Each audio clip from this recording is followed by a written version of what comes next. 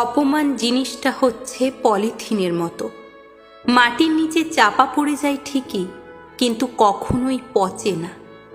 যারা আমায় নিয়ে সমালোচনা করে তাদের আমার খুব ভালো লাগে, কারণ তারা নিজের কথা কম আর আমার কথা বেশি ভাবে।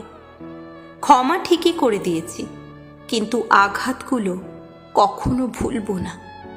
ভরসার হাতটা যতই বিশ্বস্ত হোক না কেন, স্বার্থে আঘাত লাগলে ছেড়ে যেতে সময় লাগে না। মানুষকে নিয়ে এত ওভার কনফিডেন্স দেখাবেন না, কারণ মানুষ শুরুতে যেমনটা দেখায় সে শেষে তেমনটা থাকে না।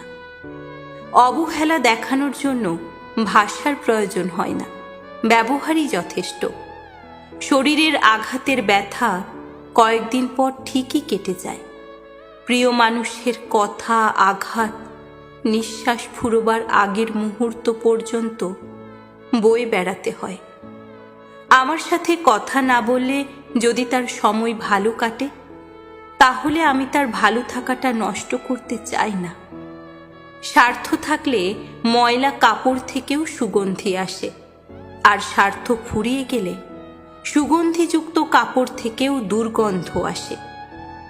জীবন আমাকে দুটো জিনিস শিখিয়েছে।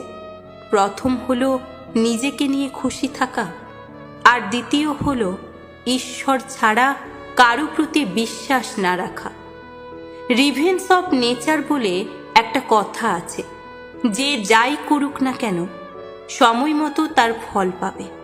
প্রকৃতি সব কিছুর হিসাব ফিরিয়ে দেয়। মানুষ চিনতে শিখে গেলে কারো প্রতি কোনো অভিযোগ থাকে না, তখন মনে হয় দূরত্বই শ্রেয়। সংসার জীবনে পরিবারের জন্য পরিশ্রম করে যাওয়া ব্যক্তিটি বেশি অপমানিত, অবহেলার শিকার হয়।